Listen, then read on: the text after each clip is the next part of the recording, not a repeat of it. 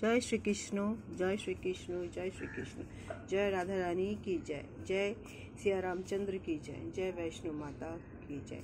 आज आमी श्रीमद् भगवद गीतार प्रथम अध्याय विषाद যোগ श्लोक 13 पाठ করছি।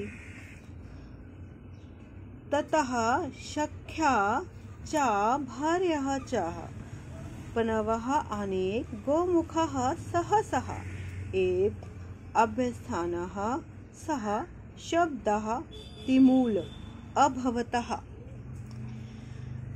অনুবাদ। তারপর শঙ্খ, ভেরি, প্রণব, অনেক, ঢাক, গোমুখ, সিংহাসমূহ হঠাৎ একত্র ধ্বনিত হয়ে এক তুমুল শব্দের সৃষ্টি হলো।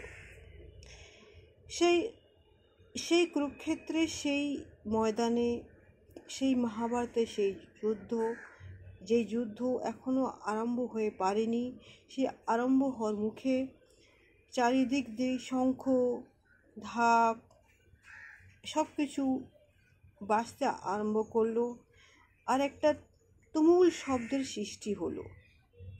জয় শ্রীকৃষ্ণ, জয় শ্রীকৃষ্ণ, জয় শ্রীকৃষ্ণ। শ্লোক 14। ततः सेवतः ह्यः युक्तः महति सनन्देन स्थितः माधवः पाण्डवः च एवः दैवः संख्यो पद्मधातु। অনুবাদ। অন্যদিকে শ্বেত অশ্বযুক্ত এক দিব্য রথে স্থিত শ্রীকৃষ্ণ ও অর্জুন উভয় তাদের দিব্য শঙ্খ বাজাতে লাগলো। এখানে সে বলা হচ্ছে যে কি চারিদিক দিয়ে এক দিব্য শঙ্খ ধ্বনি বাজতে লাগলো।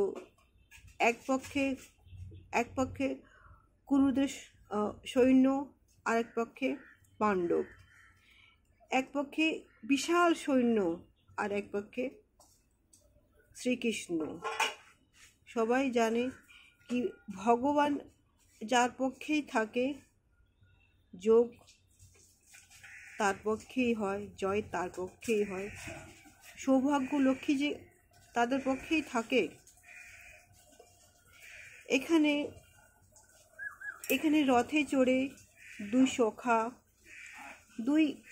সখা যারা সখা শ্রীকৃষ্ণ ও অর্জুন কুরুক্ষেত্রে সেই মাটিতে আসলো। কিন্তু সবাই জানে, কুরুবংশও জানে কি কার জয় হবে, কেননা শ্রীকৃষ্ণ যার পক্ষেই থাকবে জয় তারই হবে।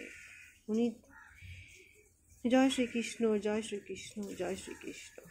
আগামী ব্লগে আমি আরেকটি শ্লোক নিয়ে আসবো।